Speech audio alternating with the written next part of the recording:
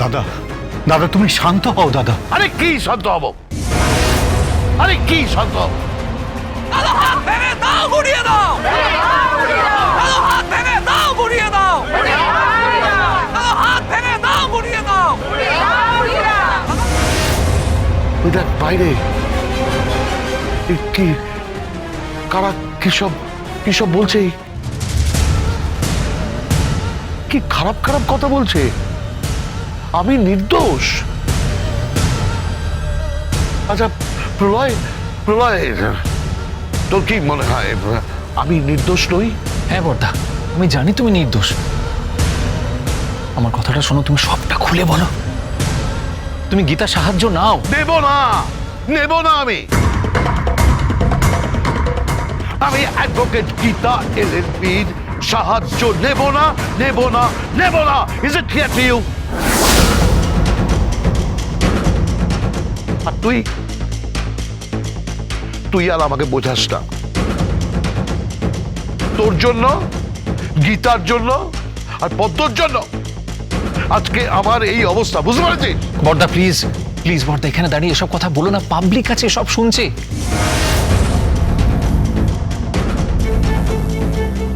ভুল ইন্টারপ্রেট করবে। প্লিজ বর্দা,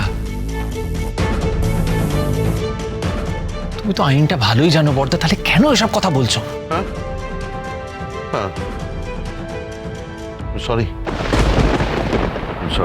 পাপা পাপা তুই কাঁদিস কেন? হ্যাঁ তুই কাঁদিস না। এই দেখ আমি কোর্টে যাব, আমি তুড়ি মেরে বেল নিয়ে চলে আসবো।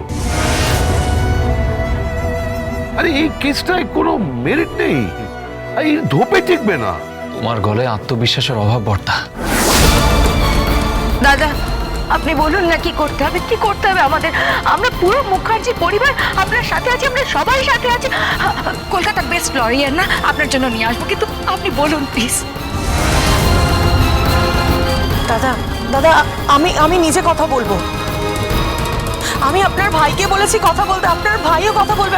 আপনি একদম চিন্তা করবেন না দাদা, সব ঠিক হয়ে যাবে। হ্যাঁ, সেরা লয়ার তো আমাদের বাড়িতেই আছে, গীতা আছে তো। গীতাই যথেষ্ট, আর কাউকে লাগবে না।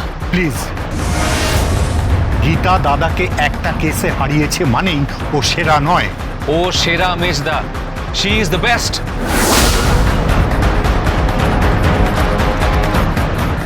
এই কেসটা একমাত্র ওই সলভ করতে পারে, ব্যাপারটা বোঝার চেষ্টা করো। পদ্মকে ওই সামলেছে, আর বর্দার কেসটা ও। থাক, আমার প্রয়োজন নেই কাউকে আমার দরকার নেই, কাউকে না। যদি সেরকম দরকার পড়ে তাহলে আমার মেয়ে আমার হয়ে কেস করবে।